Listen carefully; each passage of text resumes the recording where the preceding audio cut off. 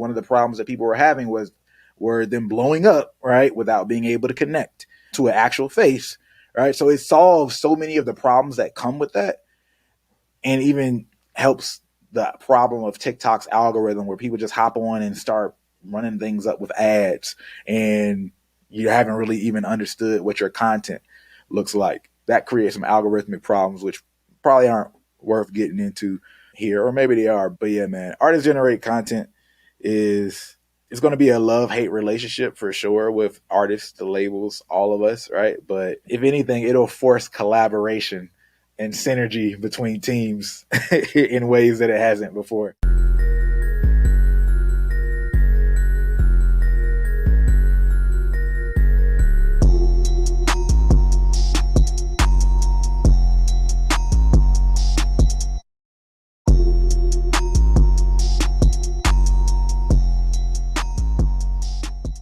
All right, today we are joined by my guy, brand man Sean Taylor, who is back on the podcast for a second time now. And I wanted to have him on because there's so much that's happening with TikTok, with short form video and how artists are using it. And his company, Contraband Agency, just put out a report that dives deep into this. And he talks about this often on his platform, the Brand Man Network. So Sean, let's level set for a little bit. And I feel like TikTok is in such an interesting place right now. 2023, it's not some of that same rapid growth that it may have had a couple of years ago, but it's still so essential for artists.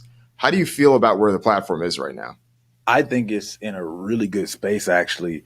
It's in a maturation space. The problem with that is people aren't seeing hits come as easy on the platform, and they're actually using that to downplay the platform and say, TikTok isn't that impactful, or it's not that big of a deal. It's hard to get a hit on TikTok.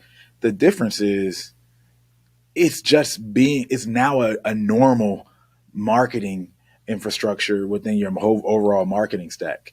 So yeah, there was this hot period where you were getting like gains that you probably didn't even deserve, right? Every shot, swish, nothing but net.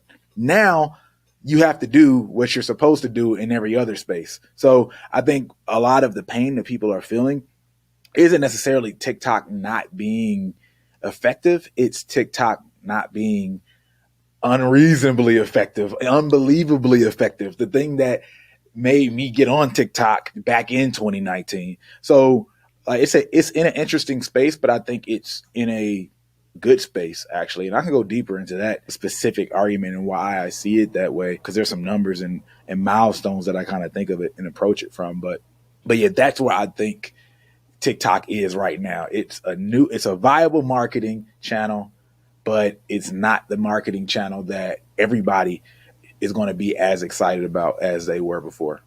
I'm glad you said this, because there's been a bunch of reports about how TikTok has slowed down, about how artists are starting to complain. And I've heard many A-list artists, even privately and publicly, complain that things aren't popping the way they used to. But this isn't 2019 anymore. It may take some actual marketing expertise and some clever thinking about how to find things. And I remember one of the reports I said was talking about how you can't just give some post or some link to Addison Rae and then hope that someone like that goes and blows the whole thing up for you and makes you a superstar. You have to find your niches and build from there. And in reading that, it's like, well, that sounds like what it's like to grow any type of career. And that's probably how it should be, right? Exactly. Should it be that you pay one person and everything just blows up? Not really. I would love it to be that way for me, but look, that's just the reality of how marketing works. So you can still get that number to grow and get millions of streams, but that millions might come a little bit slower. And now when it hits that 2 million mark, 3 million mark, probably even before that, it's going to take a lot more heavy lifting to get it over the hump, where before that thing could just keep going like a rocket ship straight to 20, 30 and not stop, right? So it's a great space to get things off the ground and create the spark, but going beyond that spark is more difficult. In past years, we saw record labels signing a bunch of artists that came from TikTok, And I would assume that because of this rocket ship success, people didn't have the infrastructure behind them. A lot of those stories probably didn't end up panning out the way that they thought they would, maybe even at a lower rate than the average hit rate otherwise artists that a record label is signed. But I would Yeah. think now that things have matured a bit, the artists that are actually coming to the forefront are likely going to have A, more behind them. And because of that, B, the potential to actually maybe have a more sustainable career than that first wave of artists who just benefited from a very aggressive algorithm. Yeah, I mean, I think the thing is people hadn't really seen anything like that before, right? Like, yeah, there had been one hit wonders that have happened, and someone who's seasoned in the game probably understands what needs to take place. But to constantly have day after day someone popping out of nowhere on like a breakneck speed level and trying to figure out how to bring infrastructure up under all these artists at the same time is a completely different story. Because it's also a different story when you have this artist housed under you and then things take off really fast. You're taking them, you're trying to create a deal and figure out how to sign them and then create infrastructure. And by the time some of these deals take place, a lot of that moment is already missed, right? So it was a really weird space. And I'm sure there's labels that have more of an infrastructure that's prepared for that situation. It's like, oh, if we bring somebody in from that particular climate, then there's a specific path that we can take them, whether we expedite some things or we start here versus there. I'm sure that's there. But TikTok was really weird watching in the beginning because you had all these people blowing up and many of them didn't even want to blow up, right?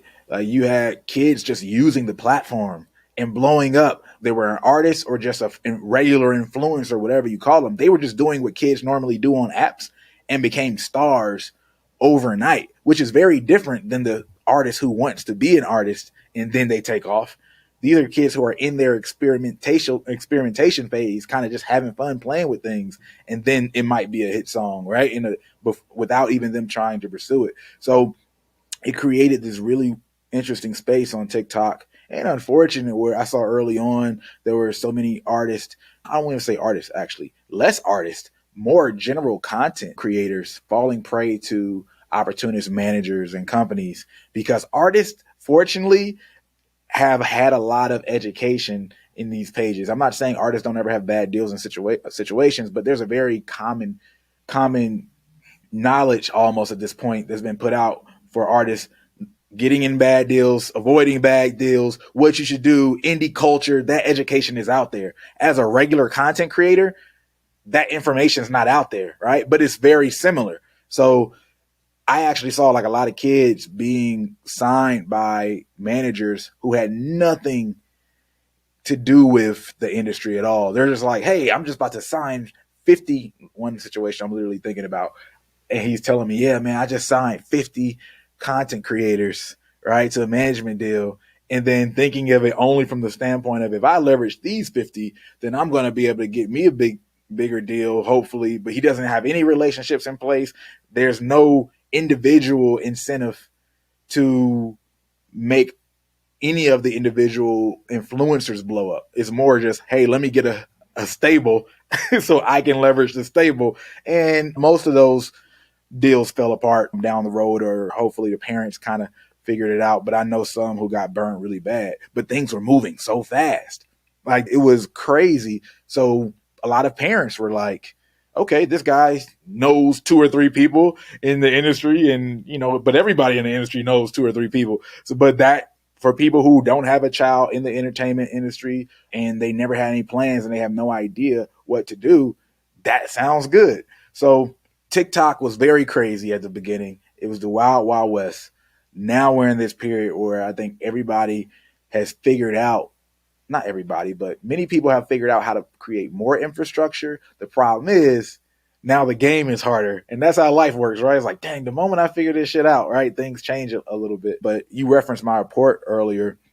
I think the thing that was the biggest shift was the artist has to do more work, and that's what people feel more than anything. We could do everything, and the artists were doing nothing, and we were blowing songs up. And now it's like, dang, I got to get my artist to participate. And we all know how hard it can be to get the artist to participate in some things, especially content, right? But, that's created a space for those artists who truly do have a knack for content and that drive and honestly stamina to play that content game. They've been able to make a lot happen, get a lot of organic streams, which makes it so much easier on the team because you still got to do your job and make it blow from there. But I know several artists that we work with who are getting their songs to 500,000 streams, 1 million streams, 10 million streams without, right, any other form of marketing, just their content. So that's a huge benefit. And that's what I think the silver lining needs to be. The fact that we have that is still something we did not have in 2018 for music specifically. So that we need to appreciate and have gratitude for our blessings. Let's dive into this a little bit because I think this point about artist generated content versus user generated content is key. And I know it's a big part of your report as well, because I think for years now, we've heard so many people, even TikTok's head of music just said this at the Nylon conference a couple of days ago, was talking about how it's so key to be able to get the fans to make the videos and get involved and things like that. And while that's still important, you're saying what actually can move the needle even more is getting the artists, even if they're reluctant to do it, getting the artists to do it themselves and having the two of them together. And even more so, the artist piece of it can really help push things forward. Right. 100%. See, we realized this in 2020 in the trenches. You see this guy post a video, right? And we construct this concept and you get 100,000 streams and just off of your video. Right. And that was amazing at that time to really see that he got 100,000 streams. And oh, by the way, there weren't really any replications to his video or sound. It had nothing to do with the dance. It had nothing to do with influencers at all. He had the right creative concept, right? 100,000 streams. And for the artist that he was, you're talking about pretty much no listeners. That's a massive number, especially just from one post. And even better, a post from him. Right, with not much of a following at all. He probably only had like 20,000 followers on Instagram at the time. Right, so we saw that. And then I devised this campaign with an artist. Ironically, I just got off a call with this artist. We did like a little Google chat named Fash, and kid in Australia, right? He has some followers, probably 100,000, 200,000 at this time. Literally never dropped a song a day in his life at this moment, right? And he's like, yo, Sean, I've watched some of your videos and stuff on YouTube, and like I want to figure out how to release this song. I'm releasing it next week. What should I do? First of all, hey man, don't release it next week. You know what I mean? Like, let's talk, right? So we made it a month from there. We created this entire narrative driven campaign. And just from him posting, it was all based on his post, right? I actually took the marketing method that I blew up my music festival with before I was doing like working with artists, and it was all organic posts, right? So I had a structure that I used, and that was literally just him posting on his page. He got 1 million streams on his very first song, right? So it wasn't one single post that made everything take off, but it was a system of posts. And those were all primarily pre-release. And then there were some things that were done. But this is 2020. So we're like, man, just posting, all right, on your page can take you far. The problem, well, I won't even say the problem was, but the thing is, paying influencers was still working like crazy at that time, right? So we didn't have incentive to like lean in it as heavy for artists that, it were a little bit harder to get onto the platform and make work. Now it's one of those things where, okay, look, we really want you to start here because the way things are set up today, if you don't do this and create this foundation, a lot of that other stuff won't bring anywhere near as big of a gain as it did. Yeah, back then, we saw success with artist-generated content, influencers. There were things that we call TikTok creators. We saw all these different types of gains, but literally paying influencers was working so great at that time. It was like, why do anything else? But yeah, artist-generated content, man, it's the way, man. It is the foundation of how I believe things should be ran today But of course, the caveat with every artist still has a different path, right? So your artist generated content might look different, or artist generated content, there are outliers where that just it won't be prevalent for you.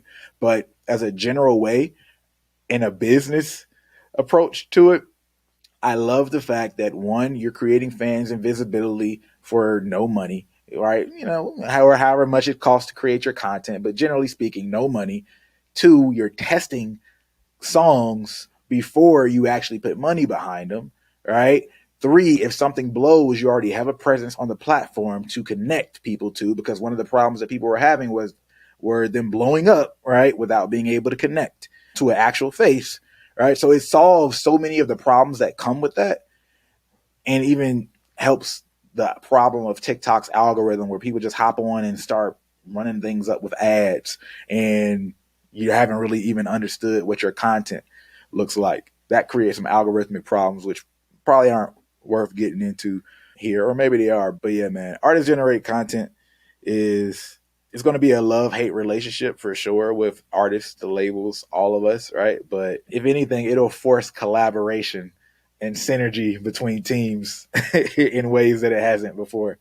I got the impression that from the TikTok head of music making the comments about user generated content, of course, there's plenty to back that up, but I also saw it as a bit of a positioning to not take the stance that I think some of the labels have taken, where I think that the labels have become a bit of the public enemy of the artists who don't want to be active on TikTok. We all saw the viral post that happened towards the end of 2022. It was Florence and Florence of the Machine and Halsey and others saying like, hey, the label's making me do this. But I feel like there's so many ways to go about making short form video and making content. Yes. How involved do you get with that piece of it? Because I think some of that is people still think that artists need to be doing one of these, like, you know, vertical TikTok dances that like fits in something like they're Jason Derulo or something like that. But you don't necessarily have to do that. No, you do not. So again, this is one of those things that I was telling people back in 2020. But the problem was, again, dances were working so hard and so well, no one's going to believe you, right? But we were only seeing the commercial level, right? And everything has levels to it, just like the industry, right? You have pop music, and there's some genres that are less far-reaching than pop, but they're successful, right? So that's what I attribute seeing dances in 2020 work on TikTok. However, there were other things that were working, right? Like people thought you had to be a super upbeat hip hop song. Cash Page's song that blew was nothing of the sort, right? So I think that for one, people have to understand that it just goes back to being creative at the end of the day. And unfortunately, many artists stop thinking creative once they leave the studio, right? And I don't think it's all the artists now. I used to just blame it on the artist, where it's like, bro, you're supposed to be an artist. You want to be a creative. Like, artist means more than musician. Musician is just the music, but artist, creativity, that's what we're looking at you for. You have to show creativity in how you present yourself in this content. But I think what happened was there was so much working in terms of these trends, and they saw so many things finding success so fast, it kind of demoralized them into thinking, I have to follow these specific formats to find success myself, right? So when I hear TikTok, I'm here TikTok in a specific way, not just another platform that I can distribute my video on. You know what I mean? It would be like, oh yeah, you could create a movie, but it has to be a rom-com. That's kind of what they're hearing. Right. That's not the truth though, right? And it reminds me too of what you that's used to hear of MTV back in the day as well, right? A lot of artists, especially late 80s, early 90s, a lot of artists that went on to be huge music video artists resisted it. And they would always have a bit of a, you know, highbrow about it. Like, oh, I'm not trying to be like the Sir Mix-a-Lot Baby Got Back music video, like dancing on, you know, butts and booty shaking and stuff like that. But they found their own way to make the platform unique years down the road when it became the main thing. That's it. Because it's you at the end of the day. You can create the content, and the platform is just how you distribute it. Now, I think there's something to be said for using the unique qualities of a platform, right? Just like albums impacted what people created, just like CDs impacted what people created, just like the internet and internet culture has impacted. Oh, shorter songs because shorter attention span, longer songs because now we have more space to create. Like all those things were like music has always been impacted by the mediums and the Yep. culture around it, right? And I think for some reason we constantly fall into this trap of, oh, SoundCloud music, TikTok music, but at one point in time there was, I mean, well, people complain about. I've seen people complain about tape cassettes. You know, like when you look up enough, you're going to find everybody complaining about everything, right? Right. And then the Grammys. What's the Grammys formula? Everything has its success, but truthfully, I mean, their own formula for success. But truthfully, especially in this independent space, you don't have to play every single game. I think sometimes we find ourselves wanting things that cause us to play a game we don't want to, which is like that weird love-hate thing. It's like, oh, you know, black people shouldn't pay attention and value the Grammys, yet we still want Grammys, right? You know what I mean? It's that love and hate relationship. I think everybody's doing that with different platforms in some form or fashion.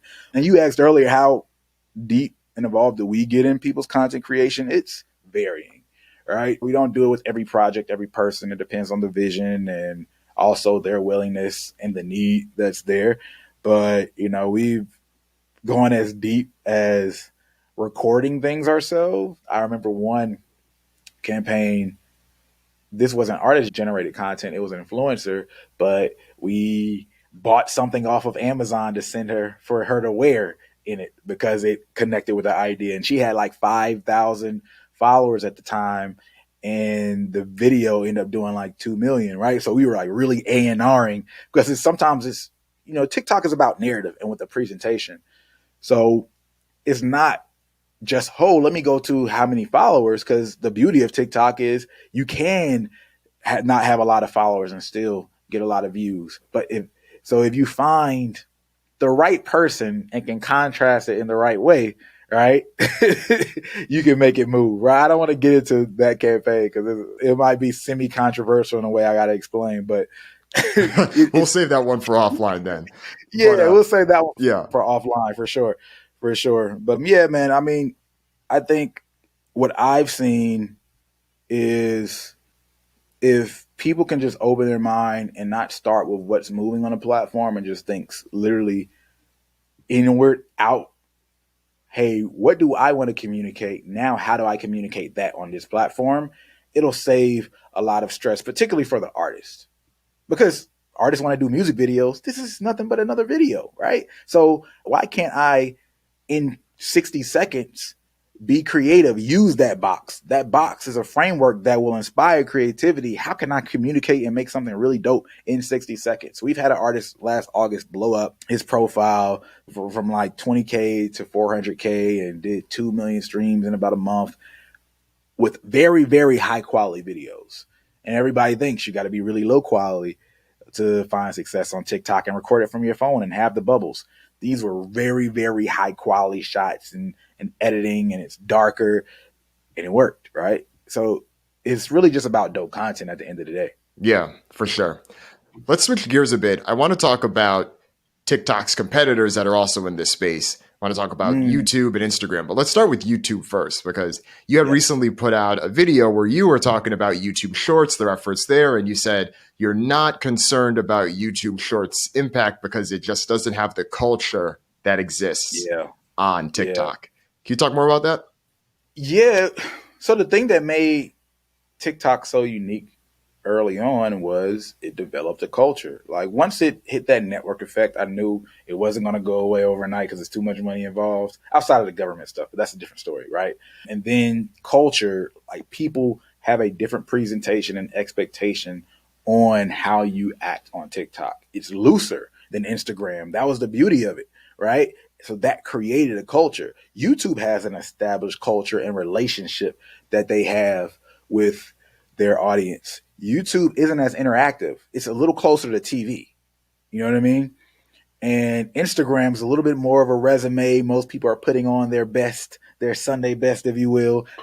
TikTok, we're involved in this together. People feel like they have the power to blow a song up on TikTok. The users feel like that. They're giving heavy feedback. You should drop this song. When is this going to come out? Right? It's a completely different culture that you can't just copy overnight. That's where competitive advantages get created, right? Culture, because it's very, very hard to mimic that. I think it's going to be successful, but it's just not going to be a threat to TikTok in that specific way where, it's like a TikTok killer or something. It's like the Jordan stoppers. Oh, yeah.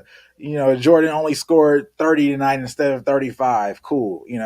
We might see that. So if it's thinking about the Kobe stopper thing, so if TikTok is Kobe Bryant, then is YouTube Shorts Ruben Patterson?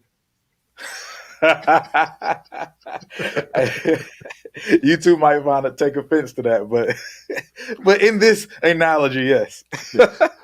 But I've been thinking a lot about the YouTube piece, and I will give them credit. I think the trajectory of YouTube is greater than Ruben Patterson. No disrespect, but I do think that Lyor Cohen had said something interesting. Of course, he's the head of YouTube, and one of his big things is that the fact that YouTube Shorts has the connection directly to the platform where on-demand listening happens, he feels like that conversion rate and that connection is stronger. And he didn't name TikTok specifically, but he was essentially talking about the fact that TikTok doesn't have that in the same type of way. And I know they have Rezo, but it's just not the same.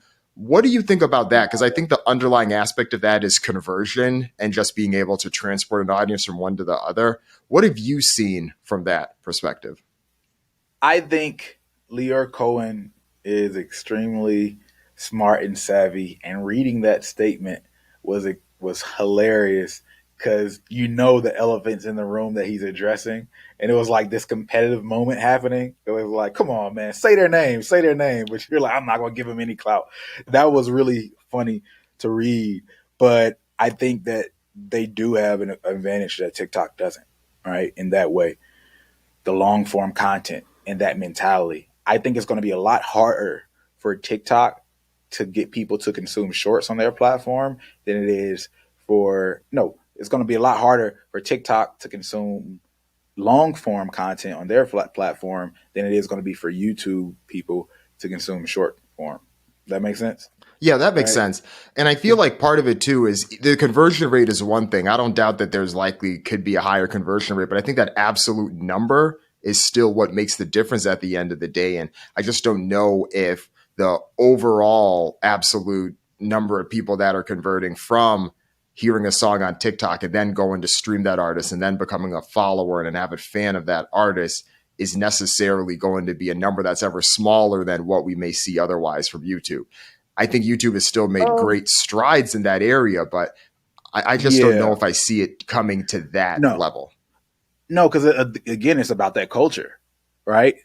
So, two things. I'll get to the YouTube TikTok second, but when we first got on TikTok and started working with some people on TikTok, it was ridiculous to see the conversion of people who left TikTok and went to Spotify, Instagram, these other places. But specifically, let's talk about Spotify. Why was it so ridiculous? Because at that time, TikTok did not acknowledge the music on the platform at all, right? You had people hearing the song and then Googling the lyrics to find the song name and then going to stream it. And it was happening in droves. That much friction told us, holy shit, when they get rid of this friction, it's going to go crazy. And of course, TikTok got rid of that friction. But the fact that people were doing that, like I remember telling some artists, yo, man, you got like a $sign in this version of the song. And then it's like no $sign. Like, and so people were having difficulty finding it. It's like, bro, you're ruining people's ability to stream your song. Like that was a thing. And then people started to rename their songs or added lyrics in the parentheses, right? Because of the culture that was happening. And they wanted to make sure people could find the song.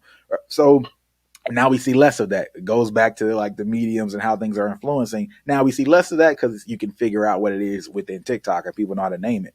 So that transferability from TikTok to other platforms has just been there for so long, and people almost expect it. It's almost like TikTok's the megaphone, the amplifier, but then you don't even really expect to go super deep on TikTok, right? YouTube, you kind of do expect to go deep. But when we look at the platforms that TikTok converted to, and this is where I say the competitive advantage of YouTube goes. YouTube was one of the greatest conversions from TikTok that we would see. Like so many people left TikTok to go to Spotify and YouTube. Instagram was last, particularly for artists, right? So now, yes, being on YouTube already is a great competitive advantage. I think there's some fluidity issues that they need to solve. Like for right now, from your phone, I could take this video that we're creating right now and say I want 10 seconds to 20 seconds and take that into a short and it'll automatically be connected. But I can't make a cool edited short that's specific to the short format and then say it's from this video, right? And that'll make things even smoother because it's hard to take a snippet from the long form content just from timestamps and that be a good piece of short form content. So people have to be able to edit and then connect it back for that to really come into place. And also they would have to make it a little bit more obvious that you can do that because the culture is not yet to go from short form to long form within YouTube. I know it happens, but people aren't naturally having that expectation. Oh, shoot, this is probably from a larger video that's on this platform. What people are seeing more on YouTube is actually, it's the opposite of what allowed TikTok to become what it became. And I don't know how it's going to play out. So I'll tell you what I'm seeing. What are your thoughts on Instagram Reels? I think you talked a little bit about it, how it's a Real bit of that sucks. resume, but where do you think they stand? I don't like Reels in terms of the value add yet. It's very inaccurate. So you'll get higher numbers, less engagement, where it's pretty clear it's not going out to the right people, the best people. You know, they're padding the numbers, so to speak, right? It's cool that it got more reach, but if it wasn't accurate and I didn't get that much following, what does it really mean? That's where Reels is at large. Now, can Reels work and has it still helped some songs? Yes, it's not at the proportion that TikTok has been. And I think YouTube Shorts is going to definitely beat Reels. Yeah, I think the clear desire from Instagram to try to turn your entire feed into a For You page is forcing this Yeah. content to not necessarily hit the right people, which is why, Yep. yes, it could be good from a viral discovery thing where, okay, if you have a post that's doing better than 80 or 90% of your other posts, then yeah, it may reach a larger than initially intended audience, but I don't know if it could be necessarily relied on in the same type of way. Yeah. I'm in agreement with you there. We'll see if they figure it out, but maybe they should focus less on the metaverse. Another thing that you had brought up a little bit earlier was about search in general and just how powerful that's become on TikTok.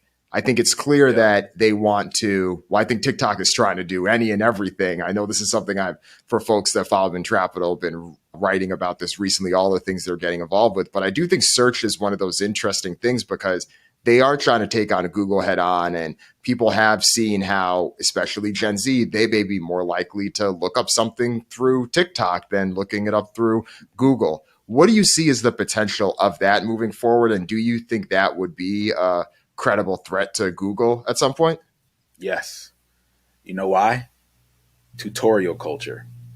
That's what TikTok cut into. And Instagram never did that. It was never really a place that you went to look up tutorials, right? So it's less about music and entertainment and that side of things. It's the fact that people are looking at recipes, right? How to fix things. And then once you have that, that's what creates the culture for looking things up and the SEO. All right. It's not that it can't be created in other ways, but that's like the hack. If I know I can go find this and oh man, I can find it done in 60 seconds versus 3 minutes or 10 minutes because on YouTube, the video is not as valuable and might not go as far if I don't do an intro and all this lead in, right? Oh, these videos are going to go straight to it. So they have a lot of ground to make on YouTube, but I think they're going to successfully. I'm not into the speculation of which one's going to be number one. There might be days where it beats to YouTube or whatever, but it's going to be a legitimate search engine. You know, Yahoo, Google at least. I do think that the tutorial piece is key. And I'm even thinking about times I've used it in the past. We bought a mattress recently, and of course, you can Google search what does this mattress like, but sometimes it's easier to just put it in TikTok and have someone show me some unboxing video to show me what that's like and compare a few. I liked it See, for that. I think yeah, more broadly in terms of all of the search pieces of it, I think that what Google has done in this space, and even thinking about, decades back about how they beat Lycos and Alta Vista and some of those others, I think it will be hard to ever replace that for everything that's possible that right, right, people would right, want to right. search. But I do think that the video tutorial piece of it, which is a subsection of it, but I do think that that's a unique place where they can, if you can corner the market there, you can figure things out.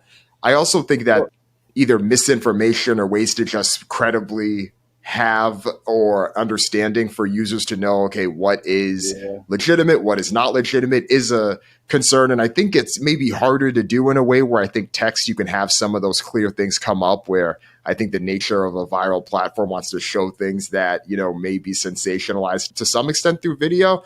That may take you have time, but to. I think that's one thing that will need to develop, especially on the TikTok side of things for search.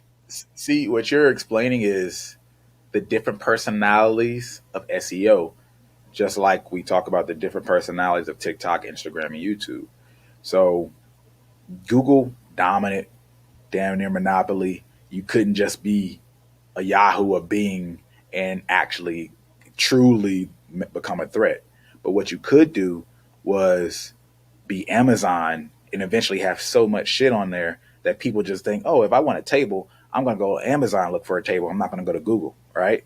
Oh, you could be a YouTube, right? And have so many videos. If I want a video tutorial, I'm just going to go to YouTube, right? So you enter the search engine market from the side versus, the front door. So I think TikTok has successfully gotten there, and even that personality being short form is something that attributes to that. And the personality that Google will probably hold on to in the long term, for sure, is probably going to be the more scholarly approach, right? The more credible approach, because those other platforms, that's almost in conflict with what makes things move and the way people use them and incentives that are in place. Right. That makes sense. That makes sense. The other thing, too, that it'd be good to get your thoughts on with TikTok is I think a lot of this conversation and a lot of how people have been measuring the success for TikTok is that conversion from TikTok and broader social engagement to streams. What are you Mm-hmm. seeing, though, from the next level down from how looking at TikTok itself can eventually translate to concert ticket sales or whether it's Yeah. VIP clubs or other high end opportunities that fans are engaging in with an artist? It's there. We've already had artists do that. The difficulty is the geography of it all, right?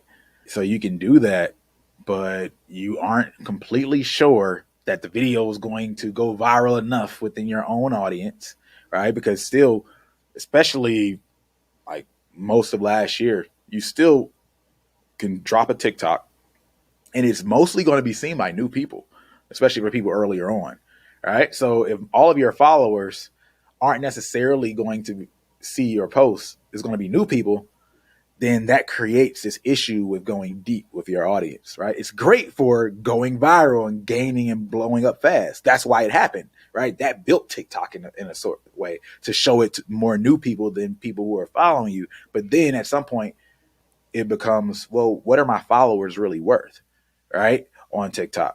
And I think some people are starting to figure that out. Like, man, I don't know if this really matters all that much. It really only matters what the individual video itself does, right? So the problem with that, if I'm doing a show and I don't know if my followers will see it, or I have no idea if it's good enough a video because it's outside of my normal format to get enough people to see it in general, then man, that's not predictable enough. It could be in my strategy, but it's not predictable enough. Now, the advertising might come into play, which is a different conversation, but there's that. And then again, also, who's going to see it geographically in the world? We have no, way of controlling that again outside of ads so far. So it's definitely something that's useful for selling things like merch, for creating awareness for your shows, but the best way we've seen it with shows for the most part is almost to talk about your tour as a whole, right? So you bring awareness that multiple are going to happen. And then if your artist is down for it and it kind of works within your format, you can also vlog in a way or like let people know, oh yeah, I'm going to be in Atlanta tonight, right? So they see and get reminded that you are on tour, right? So it's trying to create this awareness of all the spaces and places that they will be going, and then also reminding them that you're in process of this to remind them, oh yeah, when is he gonna be in my city? That's kind of like the best middle ground we found, but it's hard to be like, hey, I'm gonna be in Atlanta next week and all my Atlanta people and expect all the Atlanta people to actually see that and convert over. Right. It's a funnel at the end of the day, right? And TikTok Yeah, sits at the top of it, even higher than some other social media platforms, right? And then from I there, agree. it's always going to be hard and honestly foolish to an extent if your main message on the top of funnel awareness platform is, hey, join my VIP club or join my Patreon or buy tickets to Mm, my concert, right? You need to yeah. introduce people, let them know who you are, and maybe at that next level of engagement, then you can start to push more of those things. Then you can start to have more of these things come through because there's just going to be less friction there and you're doing the job that should be done at each level of the funnel. I agree, man. I think, like you said, at the end of the day, it always goes back to the fundamentals of it. And there might be aberrations that give us more for moments of time, but things are always going to default back to that basic infrastructure and using the thing with the right expectations versus expecting everything from it. Right. The other thing that I've thought a lot about for this conversation is, and even for reading the report, and we'll link to it in the show notes so others can take a look at it as well, but thinking about how artist generated content and having artists push is what the wave is, at least at this particular moment. And I think there's a lot of reasons to think that, yes, this is what makes sense now moving forward, but we also know how quick these things change and how things have evolved. Do you see another element? Like, I know eventually gaining steam eventually. I know that we talked about ads, we talked about influencer campaigns and just UGC and how a lot of these things were stronger and now relatively weaker to artist generated campaign. Is there another thing that you think is going to play a role or that we may see another shift in this way? The dark horse is TikTok lives. Everybody's actually investing more in the live culture in general when you look at YouTube as well. But TikTok lives, the way they use that For You page is ridiculous, man. On Instagram, you're going to see the lives of people that you're following. Again, on TikTok, you can go live and people will discover you, right? It'll pop up on people's For You page. And that's a different paradigm, right? I've seen a live, had my partner was in a live where all of a sudden, like thousands of people came in, right? Because TikTok was feeding him to so many people. And then he would see it also trickle off, where it's like experimenting. They want to find a live that's engaging in a way that content isn't, moves up the algorithmic ladder, right? So that's how they display live. So the fact that you can blow up doing lives, it's a completely different paradigm because it's like having a show. The people who do it well, they're getting money in these lives, a lot of money. I've seen people make a lot of money in these lives, but it's also a great format to build a relationship far deeper than you can through individual content and lead people over to buy tickets. We've used lives to like get emails. And I mean, I did one campaign even back in 2020, that artist Fash. We probably got 10,000 emails, more so from him going live. Not more so, only from him going live, actually. He even used a little bit of IG live. So the fact that you can do that is going to create this other performance skill that artists will have, almost like being salesmen, right? But doing it in a way where you give the presentation and the ask isn't so blatant. Is We're going into this climate that's going to breed so many different types of artists, like that have these, you know, how you could be an artist that plays an instrument, or you could be an artist that sings. Maybe you could do multiple, where there's now these soft skills that we'll see artists, oh man, this dude he's just a salesman and he knows how to entertain people on live. And that's how he plays his game. This person still is just a pure musician, or this person creates really dope content in the box of the regular feed, there's going to be things like that. And the thing is, these other platforms are, homogenous in many ways. They keep copying each other. So that culture that starts on TikTok, it's not just a TikTok thing. I always communicated it as a new language to learn, because the new generation would be used to hearing and seeing things and consuming things in this format. So they'll want to see it on other platforms inevitably, right? Like, we have a hour podcast, 2 hour podcast, and people were like, "Hey man, can you make this in 60 seconds?" Like, they expect to be able to learn something really valuable that's going to change their life, in literally 60 seconds. I mean, we literally have had those conversations and seen those comments, but everything's not, how you bake a cake, people. Like, you can't put everything and change your artist career in 60 seconds. But that's what we're seeing. Like, lives is truly a dark horse, and I think it's going to become more prevalent in TikTok and YouTube as well, to be honest. No, I can see that happening, definitely, just with the way things are going. But last question before we let you go here, though. So let's fast forward 3 years, 2026. Is TikTok still in the dominant position that it is right now? And if it isn't, is it because of geopolitical concerns, or is it because of another competitor that now has the next big thing? If it isn't, it's geopolitical.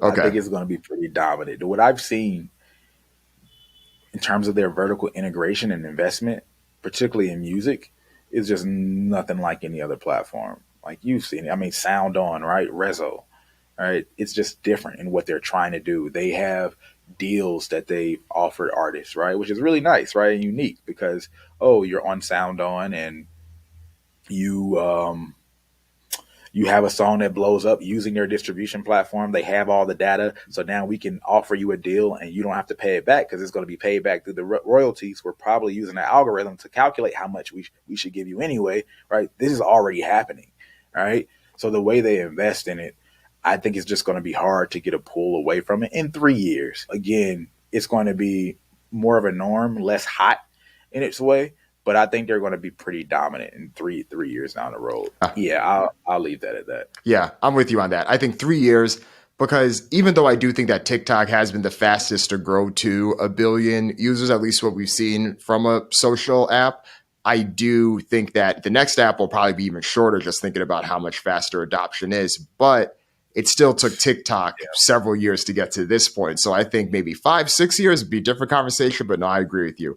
3 years, if it ends up being shut down, it'll be for some geopolitical concerns. But we'll see between now and then. We'll have to check in again at some point if any of that ends up going to that direction. But Sean, it's been a pleasure, man. Thank you for coming on. And for people that want to learn more about your insights on TikTok and the stuff you're doing at Contraband Agency, where should they go? Brandman Network on YouTube is a nice place to start. You watch the podcast, or you just go to No Labels Necessary on Spotify. But No Labels Necessary is our podcast. So type in No Labels Necessary on YouTube or Spotify. At the moment, I think the podcast is probably the best place to go. But if you're immediately interested in services and want to speak with our team, that would be contrabrand.agency. There's no .com, www.contrabrand.agency. Good stuff. All right. Thanks again, Sean. Appreciate you. Always good speaking with you, man.